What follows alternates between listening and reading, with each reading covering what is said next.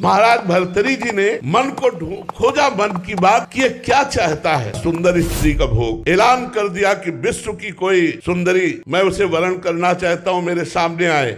तो बहुत से जो अपनी सुंदरता का अभिमान रखती थी सुंदरियां एकत्र, क्योंकि चक्रवर्ती सम्राट महाराज भर्तरी, उनमें एक का नाम था पिंगला। भर्तरी जी के चित्त को लुभायमान कर लिया। भर्तरी जी ने उसके साथ पाणी ग्रहण किया। उन्होंने कहा राजपाट हमारा छोटा भाई विक्रमादित्य संभालेगा। अब मैं देखता हूँ इस काम में सुख कितना है। जिस काम के लिए मेरा मन लालायित हुआ, पहले मैं सुख से तृप्ति प्राप्त करूंगा। अब राजमहल केवल समय से भोजन पहुंच जाएगा, कोई भी राजकाज सब विक्रमादित्य के ऊपर, और आप केवल भोग निर्णय करने के लिए। बहुत वर्ष व्यतीत होते गए, लेकिन समय नहीं पता चला। पिंगला एक दिन अपने महल के पार्श्व की तरफ देखा, एक हष्ट पुष्ट जवान घोड़ों की रखवाली करवा रहा था। कोई मालिश कर रहा है, कोई कुछ कर, उसे अश्वपाल कहते हैं। देखा और जम गया। पिंगला ने दासी को भेजा, अश्वपाल से कौन मिलना चाहती। अब महाराज जब शयन में होते तब अश्वपाल से मिलना शुरू हुआ। अब आप बहुत ध्यान से सुनना। एक गरीब ब्राह्मण तपस्या कर रहा था देवराज इंद्र के लिए कि वो प्रसन्न और मुझे धन दे। देवराज इंद्र प्रकट हुए और एक फल दिया, बोले अमर फल, इसे खाने से अमर हो जाता है। बस अंतर ध्यान हो गए। उनका मेरी बात भी नहीं सुनी। मुझ गरीब को अमर होके क्या करना है, मुझे तो धन चाहिए था। ये अमर फल मैं महाराज भर्तरी को दे देता हूँ, और भर्तरी धर्मात्मा राजा है, वो अमर रहेंगे तो हमारी प्रजा सुखी रहेगी। महाराज की जय हो।